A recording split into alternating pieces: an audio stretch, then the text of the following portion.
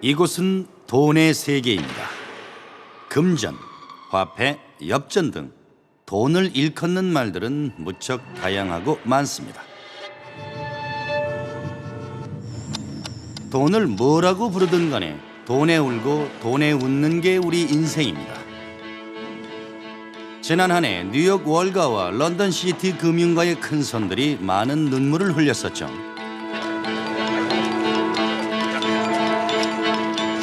세계를 호령하던 큰 손들이 나락으로 떨어지는 동안 사람들은 돈을 은행에 예금해야 할지 집안 금고에 넣어둬야 할지 걱정했습니다. 2007년 여름에 시작된 금융위기, 이해가 잘 되지 않습니다. 미국에 국한된 서브프라임 모기지 문제가 어떻게 해서 월가의 거대한 회사들을 부도로 몰아가고 대서양의 은행들을 국유화시킬 정도로 큰 파장을 불러일으켰을까요? 전 세계 경제를 얼마나 초토화시켰던지 이 프로그램의 제목을 돈의 추락으로 바꿔야 되는 게 아닌지 모르겠습니다. 지금부터 돈이 우리의 삶에 깊숙이 개입하게 된 과정을 저와 함께 살펴보시겠습니다.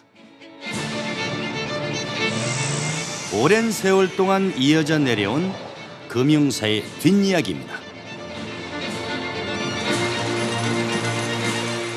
은행의 지원으로 르네상스 운동이 전개되었고 채권 시장의 움직임에 따라 전쟁의 승패가 갈렸습니다. 주식시장을 기반으로 대형 제국이 일어섰고 화폐 가치의 붕괴가 프랑스 혁명을 초래했습니다. 고대 메소포타미아에서 현대 런던에 이르기까지 돈의 번영은 곧 인간의 번영이었습니다. 하지만 결코 순탄치만은 않았습니다. 금융사는 반복되는 위기의 역사였고 오늘날의 금융위기도 그중 한 페이지에 불과합니다. 출렁이는 부동산과 중국의 급속한 산업화까지 금융의 막대한 힘은 우리의 삶에 중요한 영향을 미치고 있습니다. 여러분은 알고 계십니까? 은행이 파산하거나 금융시장이 붕괴되고 주식시장이 폭락하는 이유가 무엇인지, 서브프라임과 프라임 대출의 차이는 무엇인지 돈의 역사를 제대로 알아야만 이해가 쉬울 텐데요.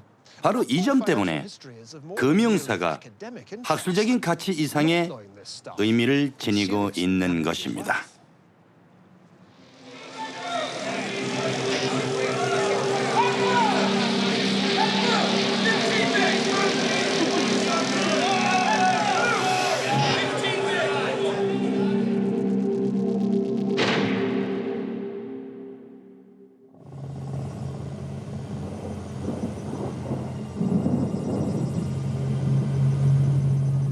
금융위기라고 하지만은 세계 금융계를 떠도는 돈의 양은 상상을 초월합니다. 올해 미국의 총 통화 공급 규모는 8조 7천억 달러로 작년보다 12% 늘었습니다. 물론 그 돈 중 상당 부분을 챙기는 몇몇 사람들이 있습니다. 대공황 이후 가장 심각한 금융위기라고 하지만은 20세기 최고의 펀드 매니저로 유명한 조지 소로스는 작년에 24억 달러를 벌었습니다.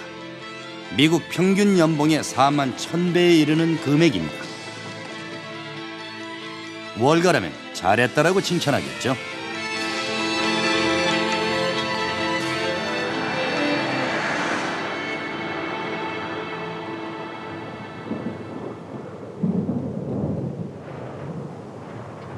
돈이 없는 세상을 한번 상상해 볼까요?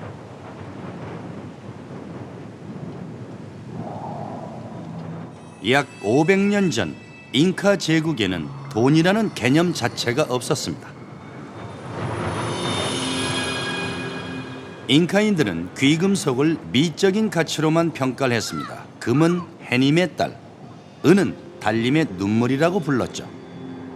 공산주의 사회와 마찬가지로 훗날 잉카 제국에서도 노동력은 가치의 단위였습니다. 그런데 1532년 잉카인들은 돈 때문에 바다를 건넌 한 유럽 남자를 만나게 됐습니다. 엘도라도의 전설을 따라 페루를 찾은 프란시스코 피사로와 스페인 정복자들이었습니다.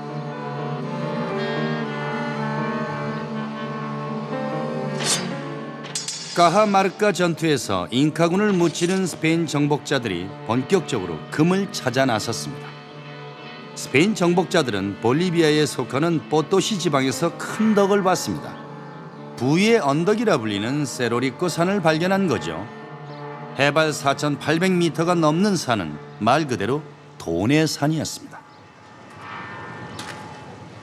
스페인 통치 250년 동안 안데스 산맥 광산에서 무려 6만 2천 톤 이상의 은을 캐냈습니다. 잉카인들은 유럽인들이 왜 금과 은에 열광하는지 의아해했습니다. 피사로와 그 동료들에겐 금속 이상이었다는 사실을 이해하지 못했죠. 금과 은은 곧 돈이었습니다. 가치의 저장소, 계산의 단위, 휴대할 수 있는 권력이었죠.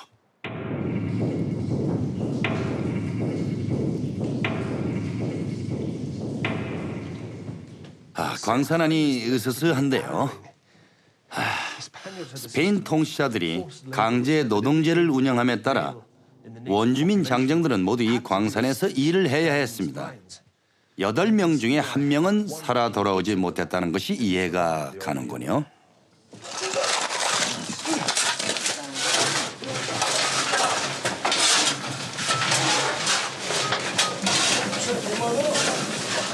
(500년이) 지난 오늘날에도 세로리코 광부들의 형편은 비슷합니다. 지금은 그나마 돈이라도 받죠. 과거에는 원주민들을 학대하다시피 했습니다.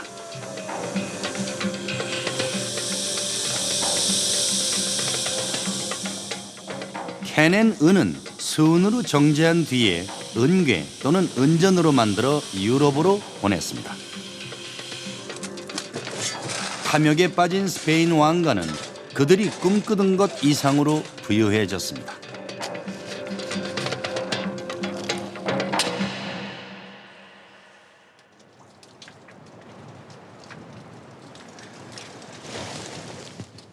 하지만 포토시의 막대한 은으로도 스페인 제국의 경제적, 정치적 몰락을 막기에는 역부족이었습니다. 이젠 피사르의 행운이 끝난 것일까요? 은의 가치를 하락시킬 정도로 은을 지나치게 많이 채취한 것이 문제였습니다. 은전은 더 이상 스페인을 부유하게 해주지 못했습니다. 똑같은 물건에 더 많은 가치가 매겨지면서 물가는 오르기만 했죠. 돈은 그 교환 가치만큼만 값어치가 있다는 사실을 몰랐던 겁니다.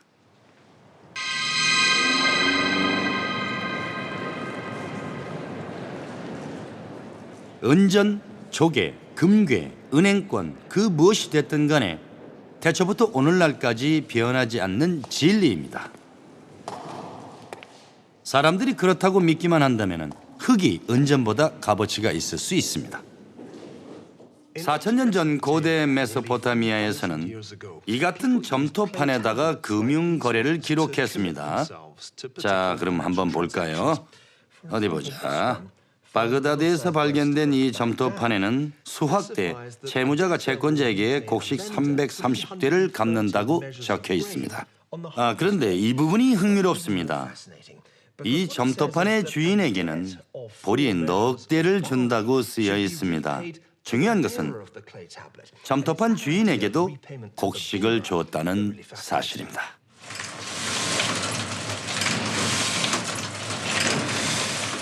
영국의 20파운드짜리 지폐를 살펴보면 눈에 익은 문구가 들어옵니다.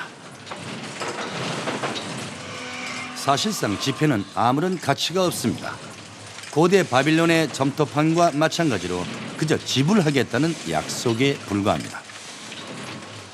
미화 10달러짜리 뒷면에는 하나님을 믿고 의지합니다라고 쓰여 있습니다. 하지만 우리가 믿는 신을 의미하는 것은 아닙니다.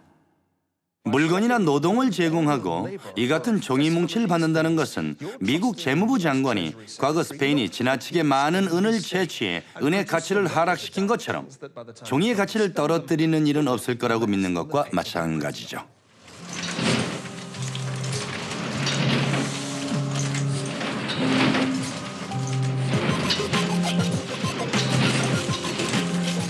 어쨌든 사람들은 현재 종이 화폐에 만족하고 있습니다.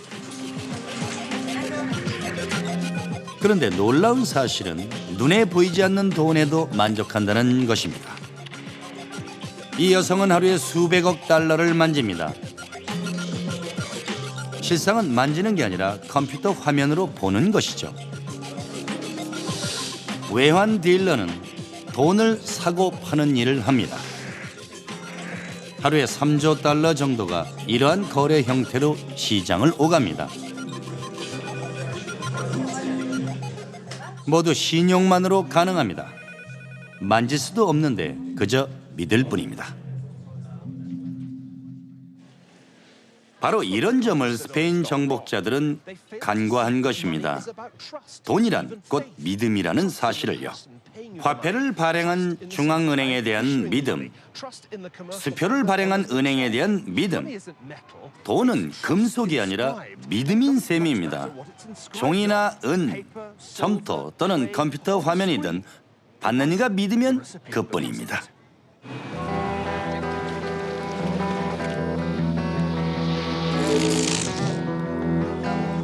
돈은 상호 신뢰 체제의 근간을 이루며 큰 가능성을 열었습니다. 세계사를 다시 쓸 정도로 큰 가능성을 말이죠. 오늘 빌려준 돈을 내일 혹은 모레 돌려받을 수 있다는 확신. 영어로 신용이라는 뜻의 크레딧은 라틴어 크레도, 즉 나는 믿는다가 그 어원입니다. 신용이라는 개념이 없었다면 세계 경제사는 지금처럼 발전하지 못했을 겁니다.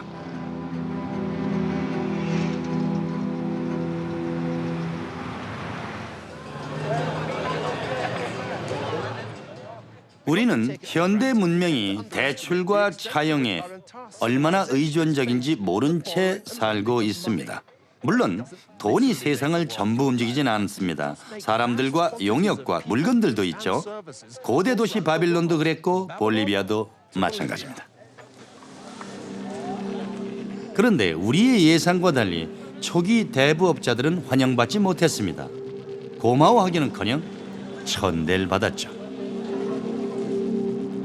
왜 그랬을까요?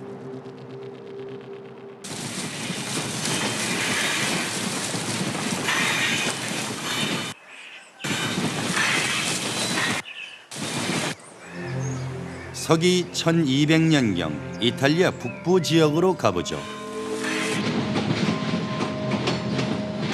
도시 국가들이 서로 다투며 난립하던 곳입니다. 서로를 믿을 수 없는 위험한 시절이었죠. 로마 제국이 남긴 유산 중 하나는 단위가 커지면 계산이 복잡해지는 숫자 체계입니다.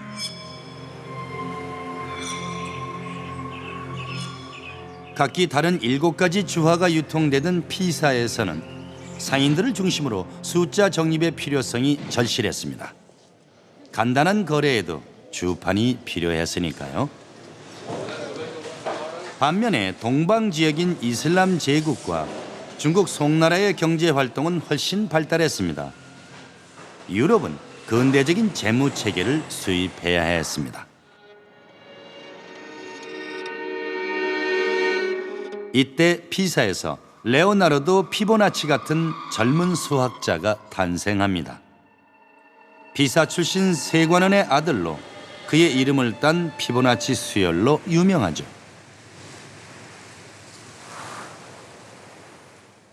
피보나치 수열은 그의 저서 계산의 책이라고 하는 리베르 아바치에서 소개된 동양 수학 사상 중 하나에 불과합니다.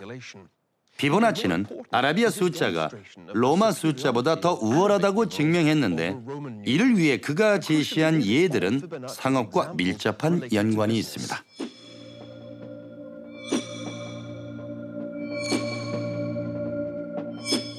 로마 시대부터 유럽인들은 간단한 셈조차 어려워했습니다.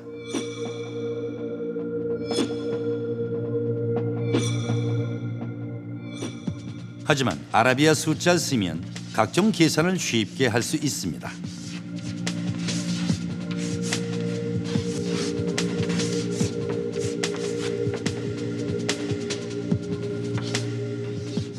피보나치는 회계, 환전, 그리고 결정적으로 이자 계산에 새로운 계산법을 적용했습니다.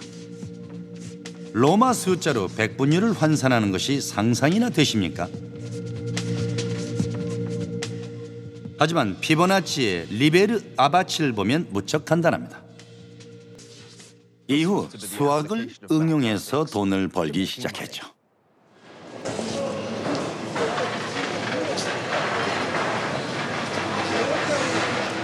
이탈리아 도시국가들은 금융제도가 발전하기에 적합했습니다. 피보나치의 고향 피사도 그중 하나였습니다. 특히 동방과의 교류가 많았던 베네치아는 대부업의 실험장이 되었습니다.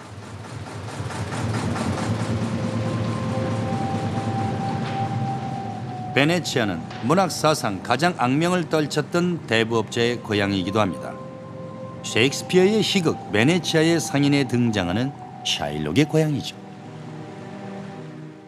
나를 도와주겠는가? 나를 기쁘게 해줄 텐가? 답을 주시게. 샤일록은 바사니오의 친구이자 상인인 안토니오가 보증을 서야만 돈을 빌려주겠다고 말합니다. 3,000 두카스를 석 달 기한으로. 단 안토니오가 보증을 서야 하네. 어째서? 안토니오는 좋은 사람이지. 여기서 좋은 사람이라는 뜻은 바사니오에게 빌려준 돈만큼 값어치가 있다는, 즉 신용이 있다는 거죠. 안토니오에 대해 나쁜 평판이라도 들었어? 아니요. 내 말은 그런 뜻이 아니라 안토니오가 신용이 있다는 얘기요. 3,000 두카트. 이 채권은 받아도 되겠어.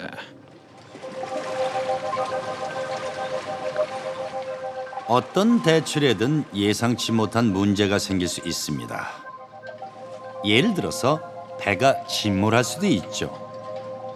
비록 짧은 항해일지라도 대부업자는 그 위험에 대해 보상을 받아야 합니다. 그 보상을 우리는 이자라고 부르죠.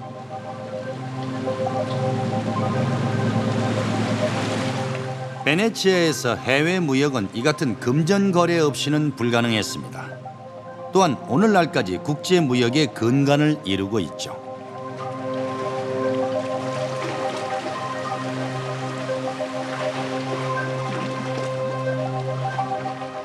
그런데 왜 샤일록은 나쁜 인간으로 그려졌을까요? 왜 돈 대신 한 점의 살, 즉 안토니오의 죽음을 요구했던 것일까요? 어째서 셰익스피어는 이러한 비정한 대금업자를 등장시켜서 악명 높은 금융가의 전례를 남겼을까요?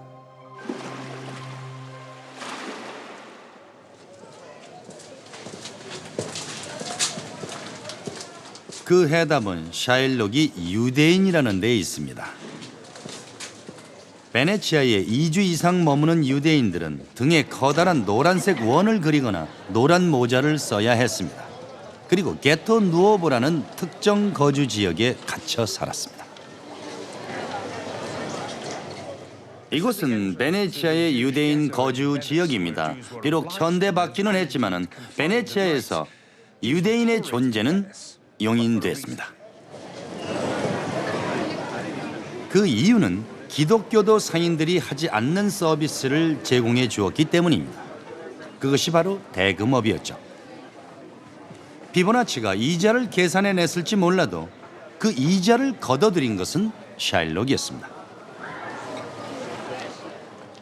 이 건물에서 베네치아 유대인들은 돈놀이를 했습니다. 작은 탁자를 놓고 의자에 앉아서 일을 했죠. 영어로 은행, 뱅크의 어원은 바로 이 의자를 뜻하는 이탈리아어 방코에서 유래됐습니다. 상인들이 왜 이곳 유대인들에게까지 돈을 빌리러 왔을까요? 이자를 받는 것이 기독교도 상인들에게는 죄악이었기 때문입니다.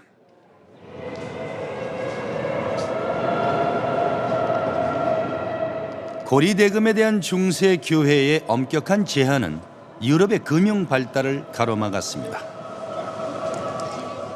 아니, 지옥에 간다는데 어떤 상인이 대금업에 손을 대겠습니까? 지옥에서의 영원한 속죄, 피렌체의 대성당 두오모에 그려진 이 그림은 조르지오 바사리와 페데리코 주카리의 공동작입니다. 그 아랫부분은 도메니코 데 미켈리노가 단테 신곡의 한 장면을 성당 벽화에 담아냈습니다. 단테에 따르면 제7지옥에는 고리대금업자를 위한 자리가 따로 있다고 합니다.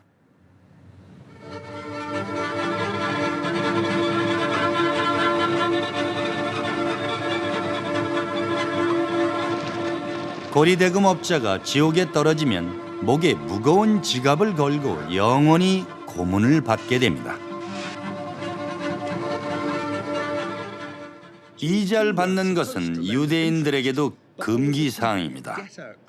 구약 신명기 23장에는 형제에게 이자를 받으면 안 된다고 나와 있지만은 남이라면은 얘기가 또 다릅니다. 같은 유대인들끼리는 안 되지만은 기독교인들에게 빌려주는 것은 문제 삼지 않았습니다.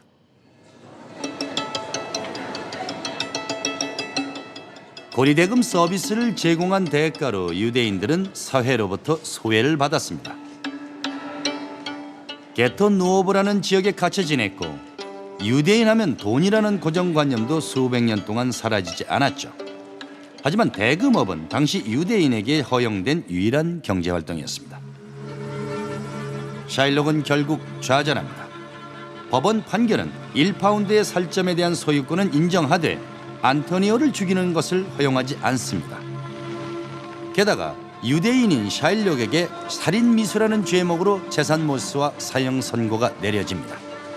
개종을 함으로써 겨우 살아남았죠. 알고 보면 상당히 위험한 직업이죠. 베네치아의 상인은 경제학과 유대인 혐오에 대해 다시 생각하게끔 합니다. 그런데 그토록 멸시하는 유대인의 돈을 채무자들은 왜 성실히 갚았을까요? 샤일록의 동료들이 같은 말로를 겪자는 이유는 무엇일까요?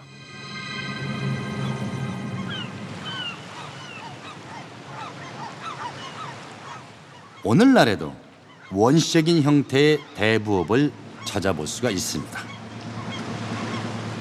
현대판 샤일록도 쉽게 볼 수 있죠.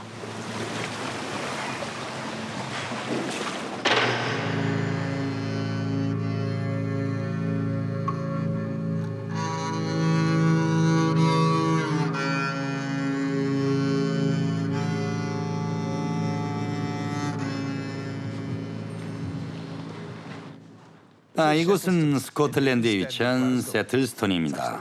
철제 건축 양식으로 서구에서 가장 험한 동네 중 한 곳이죠. 이곳의 남성 평균 수명은 64세로 방글라데시의 남성 평균 수명보다도 조금 더 낮습니다. 주민들은 대부분 연금을 타기 전에 사망을 한다고 하는데요. 그런데 과연 이곳까지 와서 돈놀이를 할 사람이 있을까요? 또 모르는 일이죠.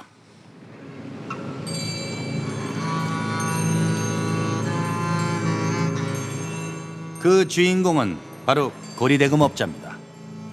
그들에게 담보로 연금 카드를 주면 돈을 빌려주죠. 연금이 나오면 그 카드로 우체국에 가서 돈을 받아 이자를 더해 갚는 겁니다. 샤일록의 영업 구조와 똑같습니다. 현재 스코틀랜드의 고리대금업은 성행 중입니다.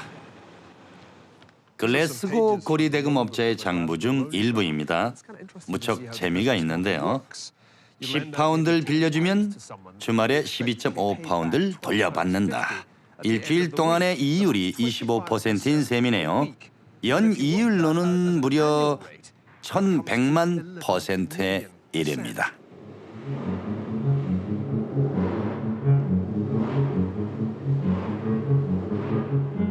하루 생활비로 5.9 파운드를 쓰는 사람이 무슨 수로 그 정도의 이자를 낼 수 있을까요? 빚을 모두 갚을 수나 있을까요? 하지만 이곳 글래스고에서는 채무 불이행이 불가능합니다. 고리대금 업자에게 돈을 갚지 못해서 상해를 입는 경우도 종종 있습니다. 채무자가 돈을 갚지 않으면 손해가 크기 때문에 대금업자는 탐욕스럽고 무자비해 줄 수밖에 없습니다.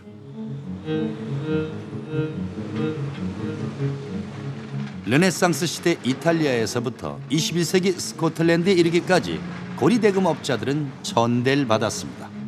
금융 서비스를 제공하는 대신에 사회적으로 용납될 수 없는 대가를 요구하기 때문입니다.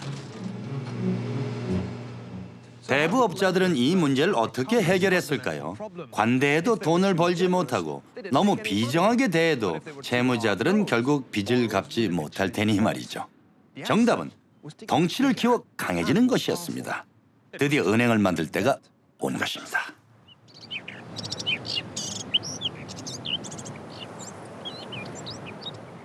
(15세기) 이탈리아 신용 대부의 핵심 기능을 해온 게토 지역에 합법적인 은행이 생겼습니다. 이와 함께 한 가문이 부흥하게 됩니다. 바로 메디치가입니다. 메디치가의 번성과 함께 신용의 시대가 도래합니다. 대부분 과거와 달리 영광스러운 일이자 새로운 권력의 수단이 됐습니다. 메디치 가문의 권세는 피렌체 곳곳에 유산으로 남아 있습니다. 약 400년 동안 메디치가의 딸들이 왕실로 시집을 갔고 아들 셋은 교황의 자리에 올랐습니다.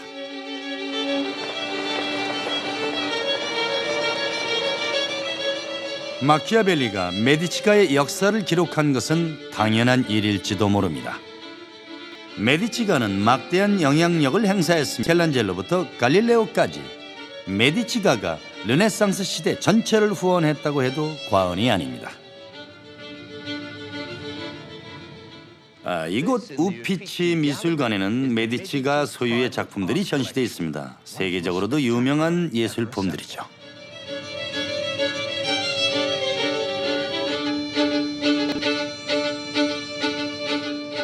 과연 메디치가가 무슨 돈으로 이 예술품들을 전부 사들였을까? 우리들이 간과하기 쉬운 부분입니다. 메디치가는 때 데 깜비오라는 환전업 조합 가운데 가장 운이 좋은 가문이다. 이 의자에 앉아서 일을 했기 때문에 만치리에 혹은 따블리에리로 불렸죠. 양모 조합거리인 바로 이곳 비아델 아르테 델라 라나에 최초의 메디치 은행이 있었습니다.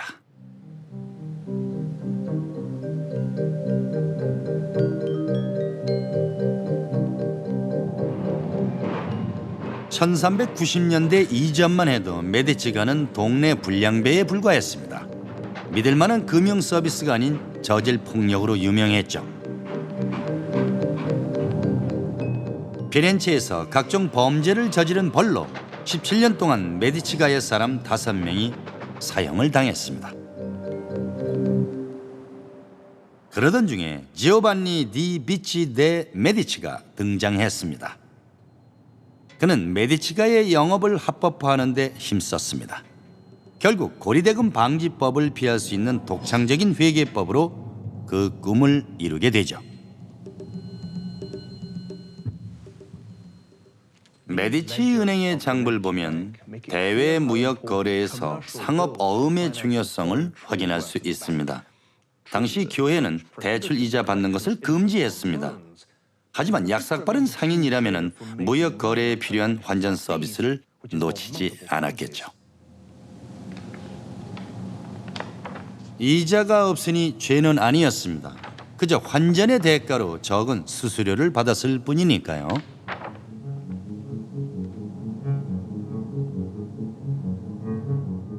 가부를 받을 경우 그 기간만큼 수수료가 붙었습니다.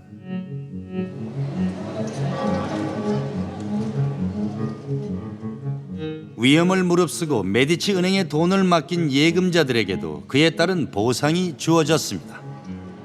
이자가 드러나지 않는 형태로 신용을 사고 팔았죠. 고리 대금업이 은행업으로 진화한 역사적인 순간이었습니다.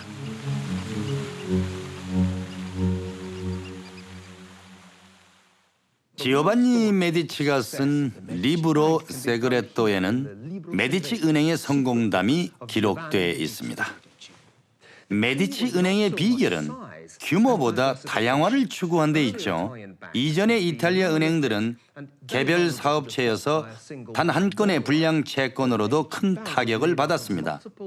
하지만 메디치 은행은 조합 형태로 운영이 됐습니다. 바로 이 분권 체제가 엄청난 수익의 비밀이었습니다. 메디치 은행은 지오반니의 통솔 아래 피렌체에서 베네치아를 거쳐 로마에까지 영업망을 넓혀나갔습니다. 규모 확장과 분산을 통해서 대출에 따른 위험을 줄일 수 있었고, 이는 곧 채무자의 비용을 낮추는 결과를 낳았습니다. 이것이 바로 고리대금업자와 은행, 샤일록과 메디치가의 차이였습니다. 세금 신고용으로 작성한 자산 목록이 끝이 없는데요. 자, 한번 보겠습니다. 총 91,089 플로린화로 당시로선 어마어마한 금액이었죠.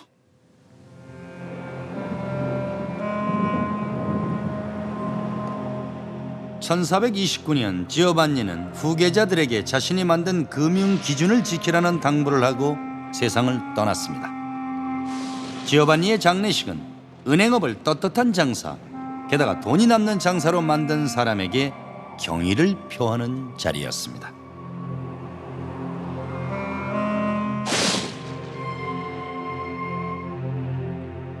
그의 아들 코시모를 통해 부의 축적은 권력의 축적으로 자연스럽게 이어졌습니다. 부친이 사망한 지 20년 후 코시모 데 메디치는 피렌체의 군주나 다름없었습니다. 교황은 말했습니다. 정치는 코시모의 집에서 이루어진다. 그가 선택하는 이가 관직을 맡고 법도 전쟁도 평화도 모두 그가 결정한다. 우리가 부르지 않을 뿐 그가 왕이다. 버티첼리의 이 작품은 젊음과 아름다움을 표현한 것으로 유명합니다. 사실은 죽은 코시모 데 메디치에게 바친 작품이죠. 메달을 자세히 보면 이탈리아어로 나라의 아버지라고 새겨져 있습니다.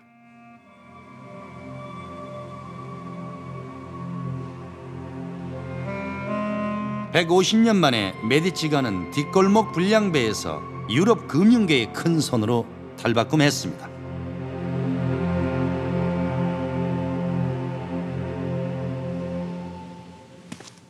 동방박사의 경배라는 이 작품은 메디치가가 이룩한 금융혁신을 잘 표현하고 있습니다. 그림에 나오는 세 동방박사의 실체는 예수의 발을 닦는 코시모와 그의 아들 피에로 그리고 지오바니입니다. 왼쪽에 칼을 든 젊은이는 로렌조고요. 메디치가의 선사하기 위해서 은행 조합에서 주문한 그림이었습니다. 그림 제목을 메디치가에 대한 경배로 바꾸는 게 나을 뻔했죠. 지옥으로 떨어질 운명의 은행가들이 하나님과 가장 가까워진 셈이죠. 돈의 힘을 가장 잘 표현한 대목이 아닐까요? 결국 메디치가에 의해서 현대 금융업이 탄생했다고 봐야겠죠. 돈으로 정치 권력을 손에 거머쥔 세력은 메디치가가 처음이었습니다. 금융의 세계는 클수록 좋다는 원칙을 깨달았기 때문입니다. 규모를 키우고 사업을 다양화시켜서 위험을 분산시켰습니다. 대출뿐만 아니라 외환 업무에도 집중함으로써 불량 채권을 줄일 수가 있었던 것이죠. 이 모두가 코시모의 가족들에게는 훌륭한 사업 모델이었습니다. 그러한 메디치가도 불사신은 아니었습니다. 귀족들에게 너무 많은 돈을 빌려주었다가 큰 손해를 입기도 했죠.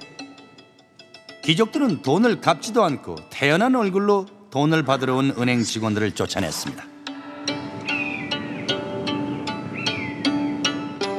어느 은행이든 불량 채권은 골칫거리입니다.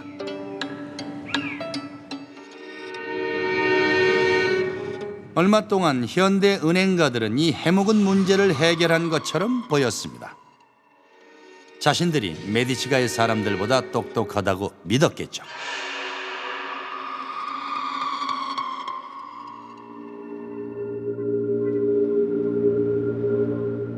피렌체의 지구 반대쪽 도시 테네시주 멤피스입니다. 세계 경제의 판도는 르네상스 때와는 달리 변했습니다. 이탈리아에서 시작된 현대 금융이 미국으로 건너오면서 크게 달라진 것입니다. 미국은 재물을 발판으로 성장한 나라입니다. 메디치 은행이 부유층을 상대한 반면에 미국 은행들은 누구에게나 돈을 빌려줍니다.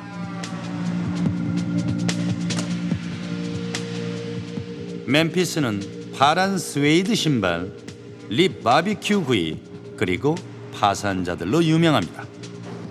멤피스의 사람들은 빚을 갚느라고 허덕입니다. 쇼핑몰 이름이 아주 노골적이네요.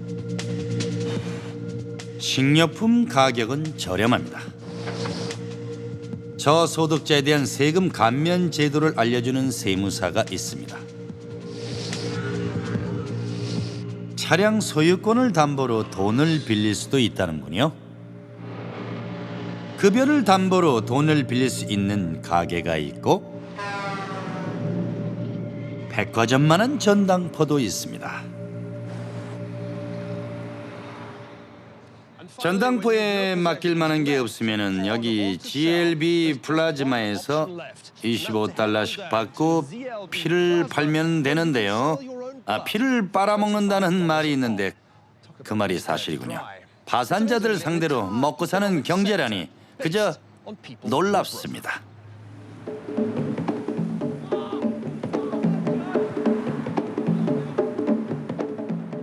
한편으로 글래스고의 동쪽 끝이 떠오릅니다.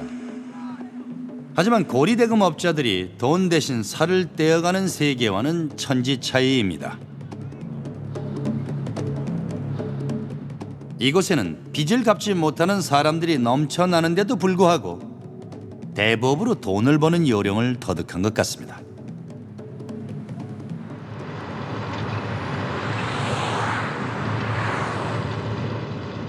이 친구는 리치입니다.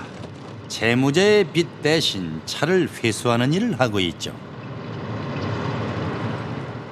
총을 잡고서는 이 총에 탄화를 넣는 게 보였어요. 총대로 한 대 얻어맞고 바로 여기요. 죽는 줄 알았습니다. 갑자기 채무자가 트럭을 내놓던가 목숨을 내놓던가라고 소리치더군요. 이렇게 들으니 영화의 한 장면 같군요. 저도 직업을 바꿔야겠어요. 긴장감이 넘치죠.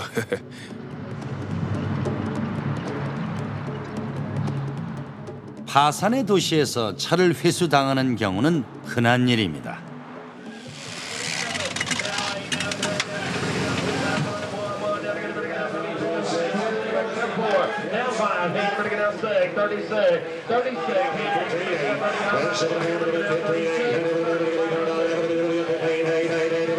$16,000 average book, gentlemen, with the ads on it now. It's got the ads, the wheels, the leather, the top, get it all. 자동차 회수 연합은 매주 차량 500대가량을 되팝니다.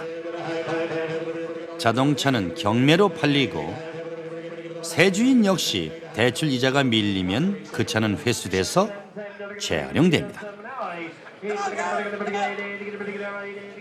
멤피스 지역의 이 같은 일들은 다른 채권 회수자들이 하는 일과 비슷합니다. 규모가 엄청나다는 것 말고 다른 점을 찾는다면 불량 채권의 회수와 담보물의 재판매가 모두 쉽게 이루어진다는 점입니다. 이곳 주민들은 빚지는 것을 심각하게 생각하지 않습니다. 세계에서 가장 성공한 자본주의 경제가 손쉬운 파산에 기반을 두고 있는 게 신기할 따름입니다.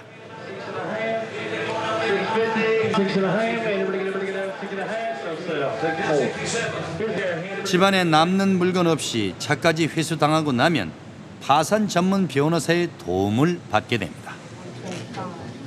작년 한 해 동안 테네시 주민 중 13,000여 명이 파산 신청을 했습니다. 그럴 경우 생각지도 않게 월 납입금이 오르게 됩니다. 파산자들은 매주 변호사와 만나서 채무 이행 계획을 세웁니다.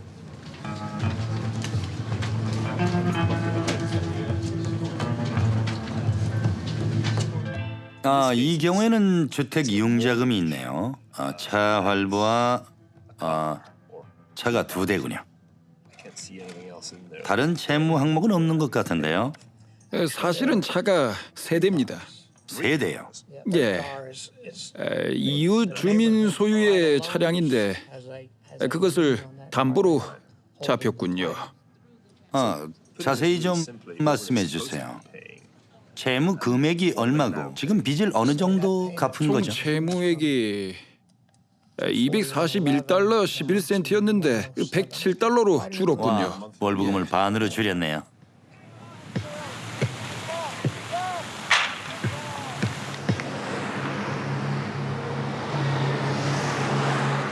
(1996년에서 2006년까지) 미국에서는 매년 100만 건에서 200만 건의 파산 신청이 접수됐습니다. 대부분 돈을 갚는 대신에 파산을 선택한 것이죠. 중세 이탈리아와 영국에서 파산은 경제적으로 무척 심각한 것이었습니다. 그런데 이곳에선 좀 다른 것 같군요.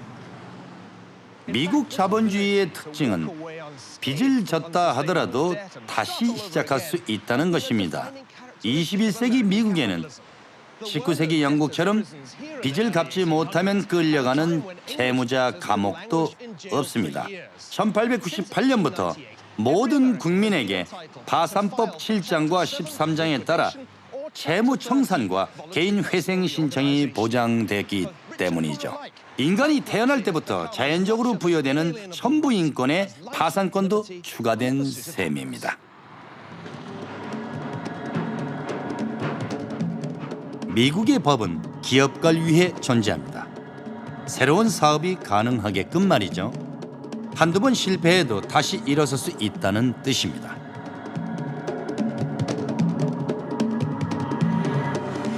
한 번의 실패 때문에 좌절하는 것을 방지할 수 있다는 것이죠. 오늘의 파산자가 내일의 억만장자가 될지 누가 알겠습니까? 미국에서 성공한 인물들을 살펴보면 초기의 실패를 경험한 사람들이 많습니다. 소설가 마크 트웨인, 코미디언 버스터 키튼, 포드 자동차 회사 사장으로 유명한 헨리 포드도 그중 한 명입니다. 이들의 성공은 실패 후 재기의 기회가 주어졌기에 가능했습니다. 은행 입장에서는 대출 가운데 일부가 연체됐다고 생각하면 됩니다. 파산법 13장에 따르면 채무를 없애는 게 아니고 채무 이행 계획을 다시 세우는 것뿐이니까요.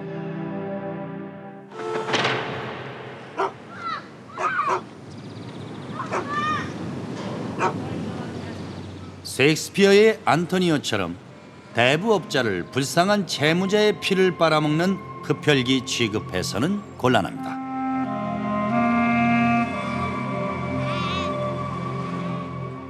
대출은 경제 성장의 기초입니다. 하지만 은행의 출연이 가능해야 고리대금업에서 한 단계 올라갈 수 있습니다.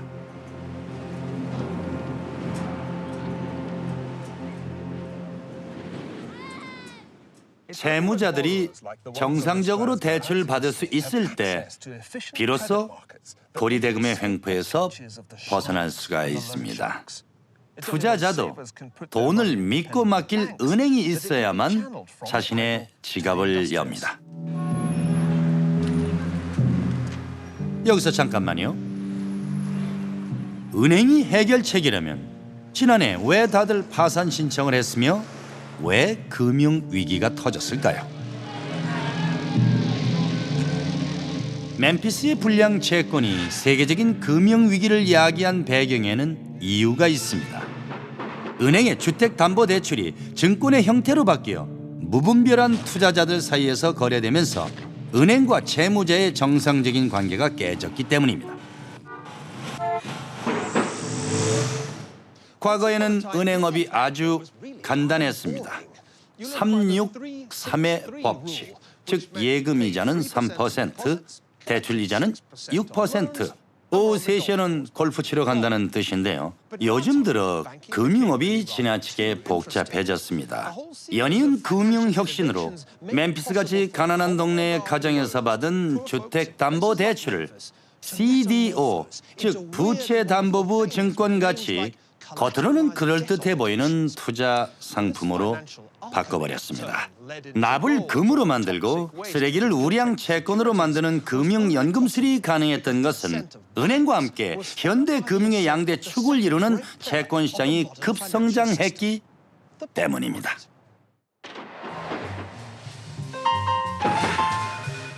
다음 편에서는 본드 씨에게 채권 이야기를 직접 듣도록 하겠습니다.